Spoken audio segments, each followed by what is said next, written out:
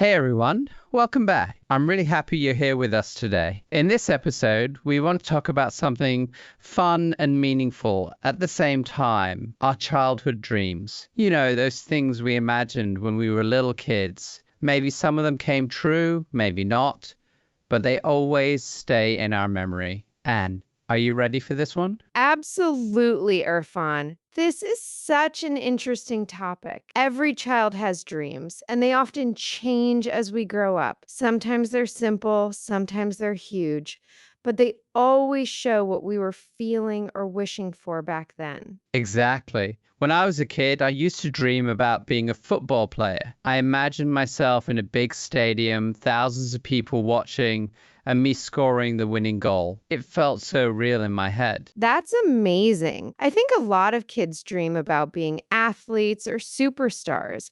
For me, it was different. When I was about 7, I wanted to become a teacher.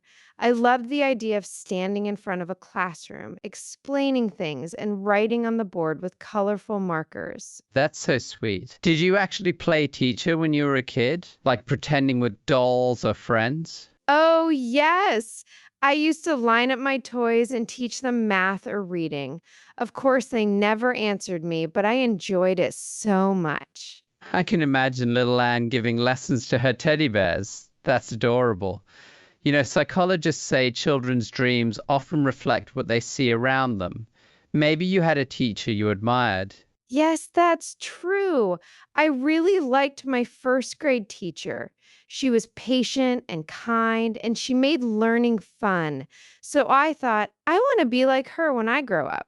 That makes sense. For me, my dream of being a football player came from watching matches on TV. The energy, the excitement, it was just magical. But later I realized it takes years of training and a lot of talent. Exactly. That's the thing about childhood dreams.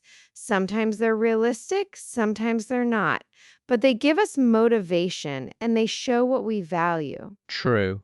And sometimes, even if the exact dream doesn't come true, a part of it stays with us. Like I didn't become a football player, but I still love teamwork, competition, and sports. Yes, and for me, I didn't become a school teacher, but in some way, I still love sharing ideas and helping people learn. So maybe the dream changes shape, but it doesn't disappear. That's so true. I read somewhere that childhood dreams are like a window into our personality. For example, kids who dream of being pilots or astronauts often like adventure and discovery. Kids who dream of being doctors may feel empathy and want to help others. That's a great point. I think it also shows how creative children are. They don't see limits. For them, anything is possible. That's why a kid can say, I want to be a superhero and really believe it. Yes, and I think that's the beauty of it.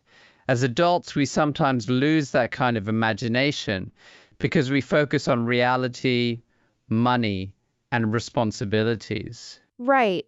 But maybe it's good to keep a little bit of that childhood dreaming alive, even as adults.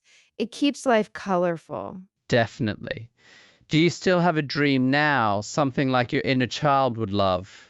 Good question. I think my inner child still dreams of traveling the world, seeing different cultures, and learning from people. That's something I've already started, but the dream is much bigger. I love that. And it's interesting, travel is a dream that many kids have too. Like, I want to go everywhere, but as adults, we can actually make it happen step by step. Exactly. And what about you, Irfan? Do you still have a dream connected to your childhood? Yes, in a way. I still dream of doing something meaningful that reaches many people. Maybe not in a stadium, but through conversations like this or projects where people feel inspired. That's beautiful. See, dreams evolve, but the core feeling stays. Your childhood dream of performing in front of people transformed into sharing ideas and connecting with people. You're right. And maybe that's the lesson. Childhood dreams are not always about the exact job or place, but about the feelings behind them. Yes, like wanting to feel important, to be loved, to explore, or to help. I couldn't agree more. And maybe it's worth asking our listeners, what were your childhood dreams? And how do they connect to who you are today? Yes, that's a wonderful reflection. Sometimes remembering those dreams brings joy, sometimes a little sadness, but always insight. Exactly. And thank you for sharing your memories and your thoughts. I really enjoyed this conversation. Thank you too, Irfan. It was fun and also meaningful. Childhood dreams are something we all share, and talking about them makes us feel connected. And thank you, everyone, for listening. If you enjoyed this natural conversation, make sure to stay with us for the next episode.